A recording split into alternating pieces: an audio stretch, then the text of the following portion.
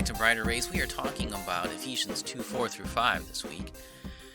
And today we're talking about the battle cry and the song of our hearts. Now, in the Bible club that we have for kids at my church, we memorize Bible verses. And one of the verses that we memorize is Ephesians 2 4 through 5. Now, I told the kids when they saw the dashes in the verse that meant that they had to yell what it says. And so each week that we reviewed this verse, which was pretty much all year long, the kids yelled, "By grace you have been saved." Now, in one sense, this is the Christian battle cry.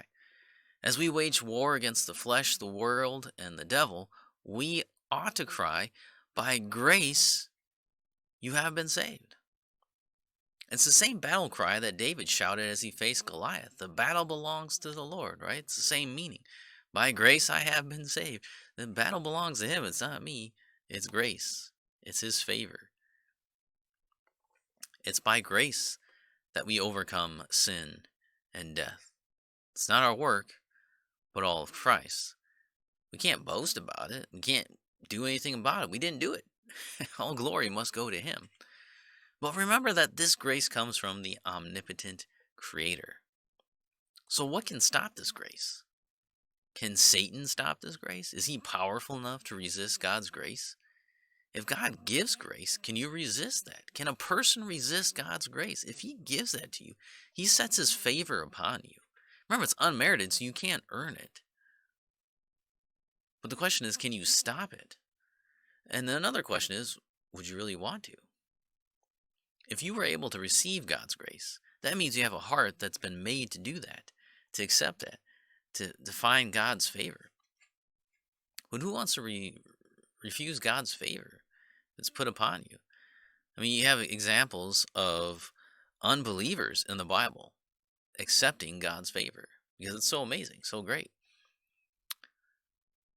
So I think we have to say no. By grace we have been saved. We didn't do it. We didn't earn it. It's by grace. He put that on us. So if he put it on us, it's not up to us. We didn't choose it. He stuck it on us.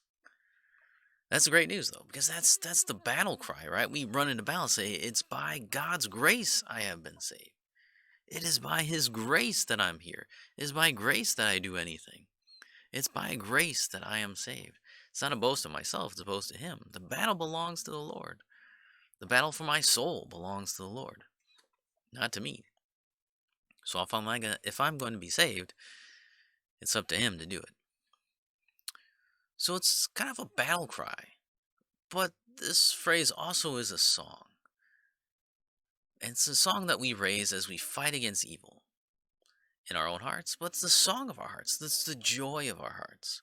By grace I have been saved, calms our fears, strengthens us when we're weak, cheers our hearts when we're sad, and reassures us when we are lonely.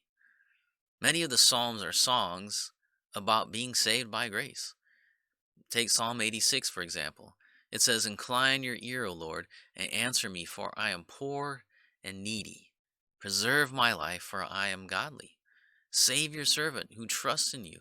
You are my God. Be gracious to me, O Lord, for to you do I cry all the day. Gladden the soul of your servant, for to you, O Lord, do I lift up my soul. For you, O Lord, are good and forgiving, abounding in steadfast love, to all who call upon you.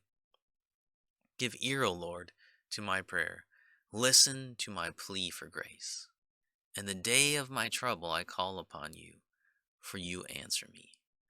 That's it. That's the song of our hearts. That is grace. By grace you have been saved, right there. In Psalm 86, same thing. So it's been the cry, the battle cry of people like David.